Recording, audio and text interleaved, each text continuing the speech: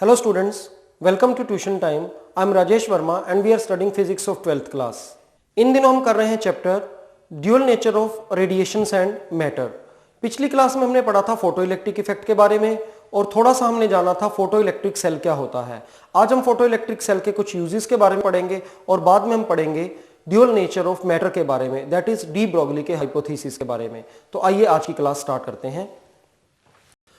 पिछली क्लास में हमने ये पढ़ा था जब किसी मेटल सरफेस पर एक पर्टिकुलर फ्रीक्वेंसी, जिसे हम थ्रेशोल्ड फ्रीक्वेंसी कहते हैं, उससे ज्यादा फ्रीक्वेंसी की रेडिएशंस गिरती हैं तो उसमें से इलेक्ट्रॉन्स इजेक्ट होते हैं। इस फिनोमिना को फोटो इलेक्ट्रिक इफेक्ट कहते हैं। अब अगर हम इसको एक ग्राफ से रिप्रेजेंट करना चाहें तो हम ऐसे भी कर सकते हैं। इस तरफ हम ले रहे हैं फ्रीक्वेंसी और इस तरफ हम ले रहे हैं करंट। हमने एक मेटल सरफेस पर एक पर्टिकुलर फ्रीक्वेंसी की रेडिएशंस को गिराया और हमने पाया कि कुछ करंट फ्लो कर रहा है, कुछ इलेक्ट्रॉन्स इजेक्ट हो रहे हैं। जैसे जैसे हम फ्रीक्वेंसी को कम करते जाएंगे करंट का मैग्नीट्यूड कम होता जाएगा और अल्टीमेटली एक पर्टिकुलर फ्रीक्वेंसी पर पहुंचकर करंट बिल्कुल जीरो हो जाएगा और उसके बाद अगर हम फ्रीक्वेंसी और कम करेंगे तो भी करंट कोई फ्लो नहीं करेगा। इस इफेक्ट को हमने फोटो इलेक्ट्रिक इफेक्ट नाम दिया था और हमने इसके बारे में पूरी डिटेल में स्टडी की थी। फिर हमने बनाया था फोटो सेल को, जिसमें एक सेमी सिलेंड्रिकल मेटल सरफेस लिया था जिस पर हमने फोटो सेंसिटिव मेटल की कोटिंग की, उसके ऊपर कुछ लाइट रेडिएशंस गिराई तो उसमें से इलेक्ट्रॉन्स इजेक्ट हुए और बाद में सर्किट में करंट फ्लो किया। और हमने ये कंक्लूजन निकाला कि जब उस स्ट्रक्चर पर रेडिएशंस गिरेंगी, लाइट रेडिएशंस, तो करंट फ्लो करेगा, अदरवाइज नहीं करेगा। और दूसरी बात, जितनी रेडिएशन की इंटेंसिटी ज्यादा होगी उतना ही करंट ज्यादा होगा, कम होगी तो कम होगा। इस बात का हम क्या फायदा उठा सकते हैं? पहला तो हम ये एडवांटेज ले सकते हैं कि किसी मेटल के मोल्ड किए गए पीस के अंदर कोई क्रैक वगैरह तो नहीं रह गया। मान लीजिए हमारे पास मेटल के डिफरेंट पीसीज हैं जो बाहर से अपीयरेंस में, स्ट्रक्चर में बिल्कुल सेम है, पर इनमें से किसी एक के अंदर एक छोटा सा क्रैक है जो बाहर से विजिबल नहीं है। हम ऊपर से एक पर्टिकुलर इंटेंसिटी की रेडिएशंस को इन तीनों के ऊपर गिराएंगे, कुछ फोटॉन्स एब्जॉर्ब कर लिए जाएंगे और कुछ फोटॉन्स यहां से बाहर आएंगे।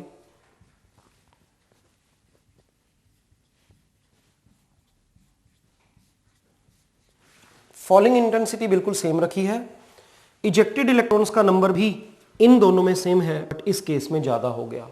क्या आप इमेजिन कर सकते हैं ऐसा क्यों हुआ?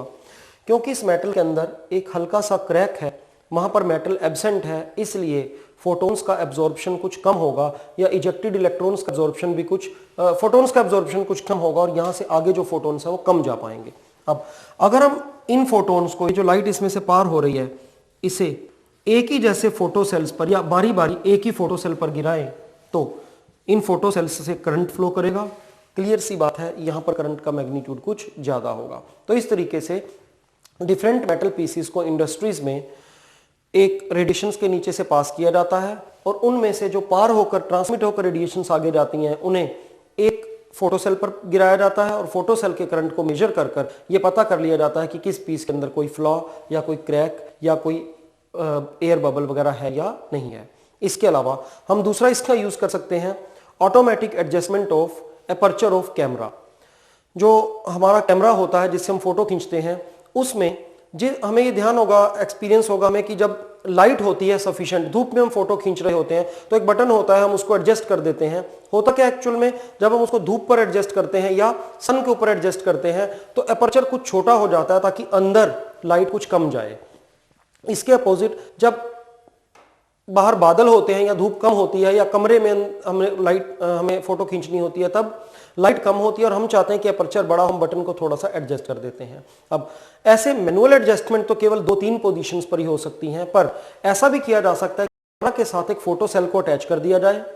फोटो सेल पर एनवायरमेंट में जो इस समय आसपास लाइट प्रेजेंट है वो गिरेगी, कॉरस्पॉन्डिंग करंट प्रोड्यूस होगा और इस तरीके से एडजस्टमेंट की जा सकती है कि जितना ये करंट कम हो उतना ही एपर्चर ज्यादा खुलता चला जाए। जब हम ऐसे कैमरा को जिसमें फोटो सेल लगा हुआ है उसको बाहर लेकर जाएंगे, धूप में लेकर जाएंगे, तो फोटो सेल के ऊपर काफी सारी लाइट गिरेगी। एज ए रिजल्ट करंट का मैग्नीट्यूड बढ़ जाएगा और करंट उसके एपर्चर को थोड़ा दबाकर अपने आप ही कम कर देगा। तो in this way this photo electric cell can be used in automatic adjustment of aperture of a camera. इसके अलावा फोटो इलेक्ट्रिक सेल के और भी कई यूजेस किए जा सकते हैं। इनमें से एक यूज है फायर अलार्म का। बिल्डिंग में डिफरेंट रूम्स में फोटो सेल्स को लगाया जा सकता है। अगर कहीं पर आग लगती है तो फोटो सेल्स इस तरीके के बनाकर लगाए गए हैं कि आग की जो लपट होती है उसकी लाइट की फ्रीक्वेंसी से वो फोटो सेल एक्टिव होता है, बाकी नॉर्मल लाइट से नहीं होता। तो वो फोटो सेल एक्टिव हो जाएगा जैसे ही आग उठेगी और एक्टिव फोटो सेल कुछ करंट प्रोड्यूस करेगा। ये करंट मैग्नीफाई होकर आगे एक अलार्म बेल को ऑन कर देगा और जिससे हमें पता लग जाएगा कि आग लग गई है। इस तरीके से फोटो इलेक्ट्रिक सेल के डिफरेंट यूज किए जा सकते हैं। फोटो इलेक्ट्रिक इफेक्ट में हम ये मानकर चलते हैं कि लाइट पार्टिकल की तरह बिहेव करती है। लाइट के कुछ बंडल्स होते हैं, कुछ पैकेट्स होते हैं जिन्हें हम फोटॉन्स कहते हैं। डी ब्रॉगली ने 1924 में एक बड़ा बोल्ड हाइपोथेसिस फिजिक्स के सामने रखा कि नेचर में जो भी चीजें हैं वो या तो मैटर की फॉर्म में है या रेडिएशन की फॉर्म में है, एंड नेचर लव्स सिमेट्री। तो क्योंकि इस एक्सपेरिमेंट में फोटो इलेक्ट्रिक इफेक्ट में हमने देखा लाइट ड्यूअल नेचर की तरह, लाइट की ड्यूअल नेचर है, लाइट पार्टिकल की तरह बिहेव करती है और कुछ और एक्सपेरिमेंट्स में जैसे डिफेक्शन, पोलराइजेशन, इंटरफेरेंस, इनके अंदर लाइट वेव की तरह बिहेव करती है। तो क्योंकि लाइट दैट इज रेडिएशन उसकी ड्यूअल नेचर है तो पार्टिकल्स की भी ड्यूअल नेचर होनी चाहिए, या यूं कहें कि जब कोई पार्टिकल मूव करता है तो उस पार्टिकल के साथ कोई वेव एसोसिएट हो जानी चाहिए। तो इसे डी ब्रॉगली हाइपोथेसिस कहा जाता है।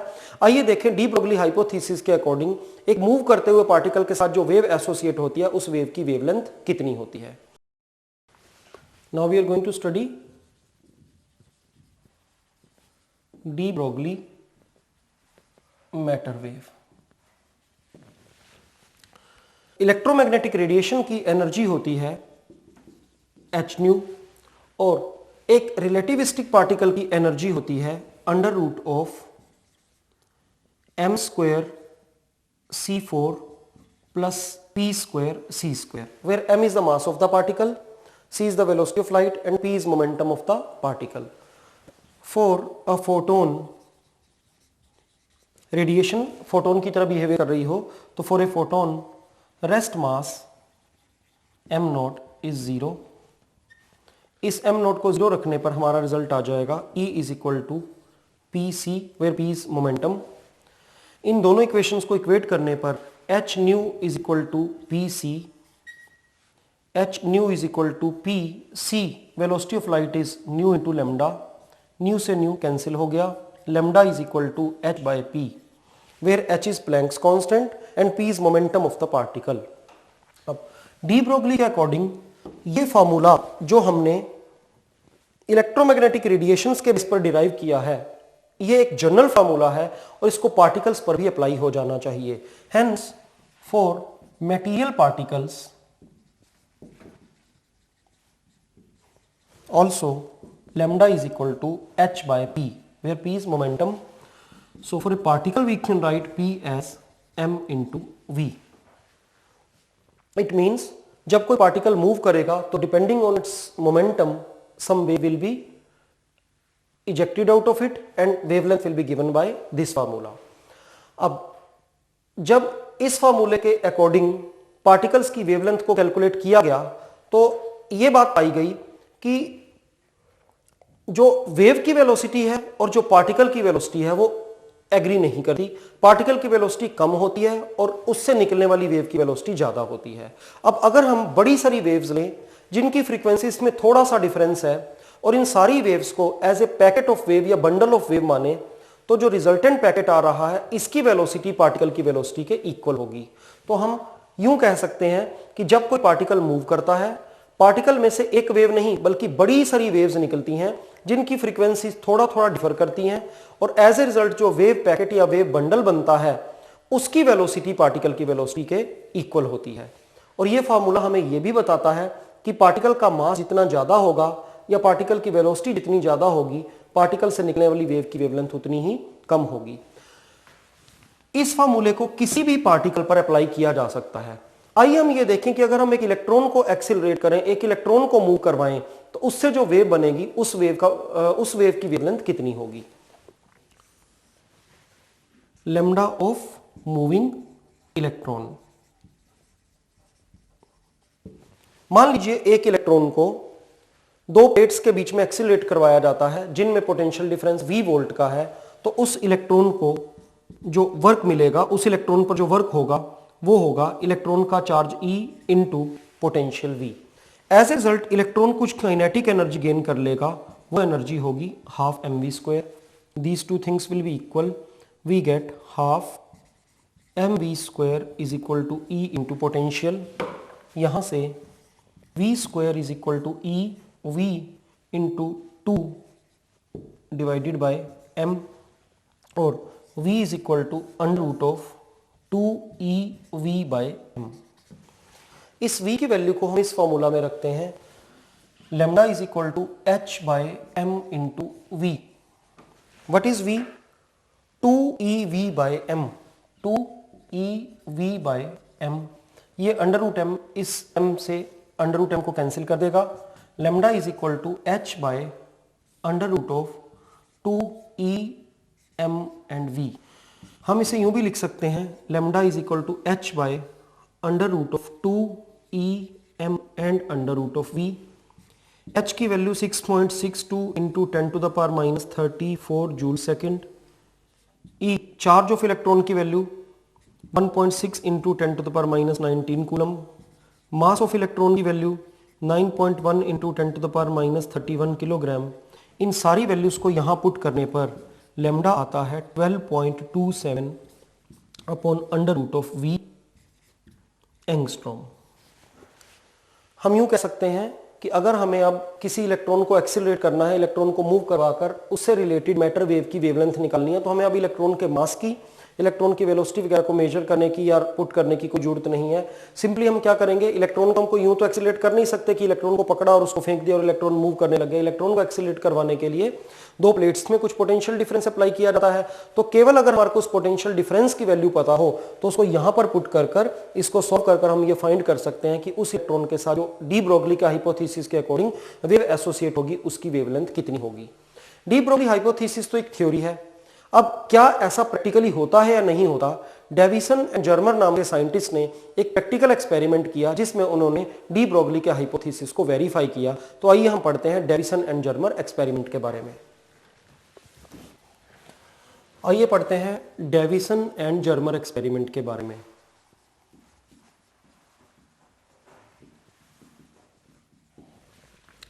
इन साइंटिस्ट ने क्या किया, एक इलेक्ट्रॉन गन बनाई पहले तो। What is an electron gun? एक फिलामेंट जिसको एक बैटरी की हेल्प से हीट किया जाएगा ताकि इसके आसपास इलेक्ट्रॉन्स का क्लाउड बन जाए। उसके बाद इसके सामने एक प्लेट है जिसमें एक टाइनी होल है। इसको और इसको, इस स्ट्रक्चर को और इसको एक और बैटरी से कनेक्ट किया जाएगा। इस बैटरी का नेगेटिव टर्मिनल यहां इलेक्ट्रॉन क्लाउड्स को इस तरफ पुश करेगा और ये पॉजिटिव पोटेंशियल इसको एब्जॉर्ब करने की कोशिश करेगा, अपनी तरफ अट्रैक्ट करेगा। कुछ इलेक्ट्रॉन्स इस होल में से होकर आगे सीधा चले जाएंगे। So this is structure of an electron gun. Now ये इलेक्ट्रॉन्स की बीम एक निकल क्रिस्टल पर गिराई जाएगी। निकल में डिफरेंट क्रिस्टलोग्राफिक एक्सिस से रिफ्लेक्ट होकर यहां से ये इलेक्ट्रॉन्स स्कैटर हो जाएंगे और इन स्कैटर्ड इलेक्ट्रॉन्स को एक डिटेक्टर की हेल्प से मेजर किया जाएगा कि पर सेकंड कितने इलेक्ट्रॉन्स एक पर्टिकुलर डायरेक्शन में आ रहे हैं। This angle is phi. ऐसा पाया गया है इस एक्सपेरिमेंट में कि ये स्कैटर्ड इलेक्ट्रॉन्स का नंबर इस एंगल फाई पर डिपेंड करता है। और अगर हम एक पोलर ग्राफ बनाएं इंसिडेंट रेडिएशन की डायरेक्शन के साथ, तो ऐसा पता लगता है कि ग्राफ कुछ इस तरह का आता है। इंसिडेंट रेडिएशन की डायरेक्शन के साथ फाई जब 50 डिग्री होता है तो एक बम्प या किंक या एक उभरा हुआ पार्ट या मैक्सिमा प्रोड्यूस होता है। और जैसे जैसे हम अप्लाइड वोल्टेज को बढ़ाते जाएंगे यहां पर, इस बम्प की वैल्यू बढ़ती जाएगी और जब अप्लाइड वोल्टेज 54 वोल्ट होगी तब इस बम्प की वैल्यू मैक्सिमम हो जाएगी। इस डायग्राम में ये एंगल 50 डिग्री है, let this angle be theta. Crystallographic axis के साथ इंसिडेंट रेडिएशन की, इंसिडेंट बीम की जो डायरेक्शन उसका एंगल अगर हम थीटा माने, ये एंगल भी थीटा होगा। Now theta plus phi plus theta is 180 degree. So theta is 180 minus phi upon 2, theta is 180 minus phi is 50 upon 2, 130 by 2, that is theta is 65 degree. According to Bragg's law of diffraction, Bragg's law of diffraction, इसके बारे में हमारे को अब इस class में study नहीं करनी है, हमें सिर्फ ये ध्यान रखना है कि यहां से इलेक्ट्रॉन्स डिफ्रैक्ट हो रहे हैं। For maximum diffraction of first order 2d sin theta should be n lambda, n is 1 in this case, 1 lambda, where d is the gap between two consecutive crystallographic planes, and for nickel the value of d is 0.91 angstrom। इस value को यहां रखने पर और theta की value को 65 degree रखने पर लैम्डा की वैल्यू आती है 1.66 एंगस्ट्रॉम। अब हमने सारा एक्सपेरिमेंट प्रैक्टिकली किया और हमने पाया लैम्डा की वैल्यू इतनी आई। अब अगर हम डी ब्रॉगली के अकॉर्डिंग चलें, according to de Broglie hypothesis, lambda will be 12.27 upon under root of applied voltage, और बम्प की मैक्सिमम वैल्यू आती है 54 वोल्ट पर। Lambda 12.27 upon under root of 54, जब हम इसको सॉल्व करेंगे तो रिजल्ट आएगा 1.65 एंगस्ट्रॉम। ये दोनों रिजल्ट बड़े क्लोज एग्रीमेंट में हैं। इट मींस डी ब्रॉगली ने अपने हाइपोथेसिस में, अपनी थ्योरी में जो वेवलेंथ प्रिडिक्ट की, एक्सपेरिमेंटली भी वही वाली वैल्यू वेवलेंथ की आती है। इसका मतलब ये है कि डी ब्रॉगली का हाइपोथेसिस ठीक है, और जब कोई पार्टिकल मूव करता है तो उस पार्टिकल के साथ एक वेव एसोसिएट हो जाती है जिसे हम मैटर वेव कहते हैं। यहां ध्यान रखने वाली बात यह है कि मैटर वेव इलेक्ट्रोमैग्नेटिक वेव नहीं होती, और दूसरी बात ये चार्ज पर डिपेंड नहीं करती। अगर पार्टिकल चार्ज है तब भी ये निकलेगी, अनचार्ज है तब भी निकलेगी, जबकि इलेक्ट्रोमैग्नेटिक वेव्स अनचार्ज पार्टिकल से नहीं निकलती, वो केवल चार्ज पार्टिकल से ही निकलती हैं। इस चैप्टर में मेनली हमें यही बातें पढ़नी थी, पर इसके अलावा कुछ छोटी मोटी और एक्स्ट्रा बातें हैं जो मैं आपको बताता हूं। किसी मटेरियल से इलेक्ट्रॉन को इजेक्ट करने के 4 रास्ते हो सकते हैं। The first way is called field emission. What is field emission? Field emission का मतलब है एक हाई वोल्टेज को अप्लाई कर कर 2 प्लेट्स के बीच में स्ट्रॉन्ग इलेक्ट्रिक फील्ड को लगाना, और ड्यू टू दिस इलेक्ट्रॉन्स का इजेक्ट होना। This is called field emission. The second way is secondary emission. Secondary emission का मतलब है किसी मटेरियल पर इलेक्ट्रॉन्स की बम्बार्डमेंट करना, और कोलिजन के प्रिंसिपल्स में हमने पढ़ा था कि अगर एक पार्टिकल बिल्कुल सेम मास वाले पार्टिकल को जाकर स्ट्राइक करता है तो दोनों अपने वेलोसिटीज को इंटरचेंज कर लेते हैं। ऐसे केस में स्ट्राइक करने वाला इलेक्ट्रॉन दूसरे इलेक्ट्रॉन को इजेक्ट करवा देगा। This is called secondary emission. तीसरा है थर्मियोनिक एमिशन और थर्मल एमिशन। अगर हम किसी मटेरियल को गर्म करते हैं तो due to heat energy the electrons will get that much energy that they become free from the bondage of nucleus, और वो फ्री हो जाएंगे और वो मेटल के सरफेस से डीअटैच हो जाएंगे। This is called thermionic emission. हमने यहां पर थर्मियोनिक एमिशन और फील्ड एमिशन दोनों का कंबाइंड यूज किया है। ऐसा इसलिए किया क्योंकि अगर खाली फील्ड एमिशन को यूज करना चाहें तो very very strong electric field is needed, and for this very high voltage is needed. तो यहां पर हमारे को 2 काम करने थे। एक तो इलेक्ट्रॉन्स को इस फिलामेंट में से इजेक्ट करवाना था, और दूसरा उनको इस प्लेट तक लेकर जाना था।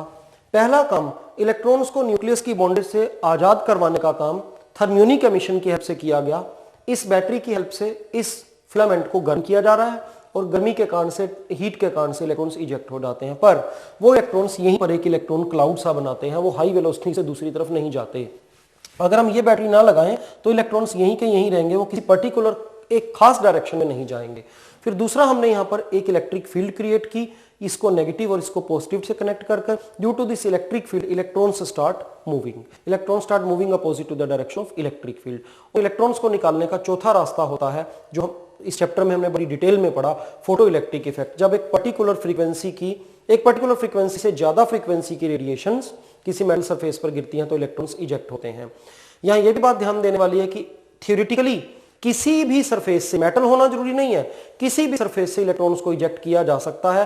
केवल और केवल एक ही रिक्वायरमेंट है कि उस पर्टिकुलर मटेरियल की जो थ्रेशोल्ड फ्रीक्वेंसी है उस फ्रीक्वेंसी से ज्यादा फ्रीक्वेंसी की रेडिएशंस को उस पर इंसिडेंट करवाया जाए।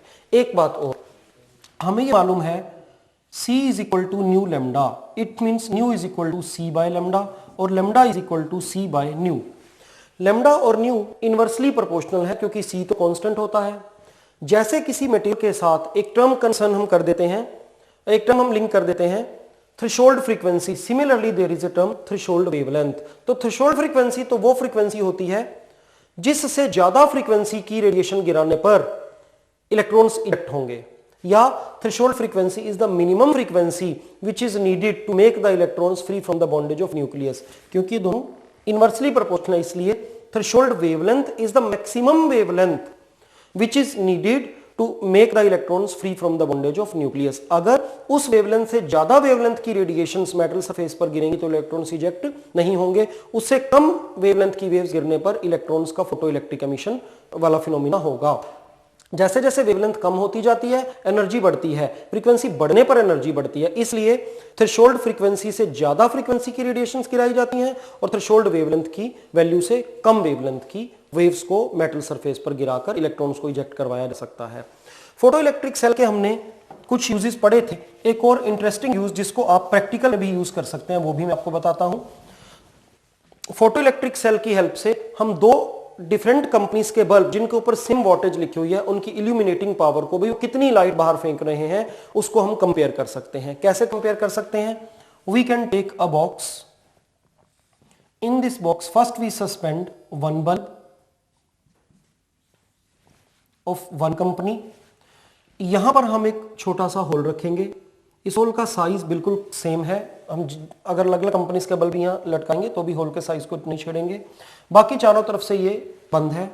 यहां से प्रोड्यूस हुई लाइट इस होल से बाहर आएगी और बिल्कुल इसके सामने हम एक सेंसिटिव फोटो सेल रखकर उसको एक हाईली सेंसिटिव एमीटर से कनेक्ट कर देते हैं। पहली बार हमने कंपनी फर्स्ट का बल्ब यहां लटकाया, दूसरी बार हमने सेकंड कंपनी के बल्ब को यूज किया। दोनों कंपनी के बल्ब के ऊपर लिखा हुआ है पावर इज 100 वॉट। तो होना तो यही चाहिए कि दोनों केसेस में सेम लाइट निकले, सेम फोटॉन्स आए और सेम नंबर ऑफ फोटॉन्स यहां से बाहर जाएं। पर हम प्रैक्टिकली नोटिस करेंगे कि ऐसा नहीं होता। दो डिफरेंट कंपनीज के बल्ब जिनकी वोल्टेज सेम लिखी हुई है उनके केसेस में यहां करंट का मैग्नीट्यूड कुछ कम ज्यादा होता है। तो जिस केस में करंट ज्यादा होगा वो बल्ब ज्यादा पावर दे रहा है, ज्यादा लाइट बाहर गिरा रहा है, बाहर दे रहा है हमें, और जिसमें कम है उसमें लाइट कम आ रही है। In this way we can compare illuminating power of two bulbs और two sources of light using photo cells. इसका आप एक बढ़िया सा प्रैक्टिकल के अंदर प्रोजेक्ट भी बना सकते हैं। आज की क्लास में हमने dual nature of matter and radiation इस चैप्टर की थ्योरी को खत्म किया। अब हम इस चैप्टर से रिलेटेड कुछ न्यूमेरिकल्स करेंगे। इन न्यूमेरिकल्स को हम नेक्स्ट क्लास में करेंगे। नेक्स्ट क्लास में हम फिर मिलेंगे, तब तक के लिए गुड बाय।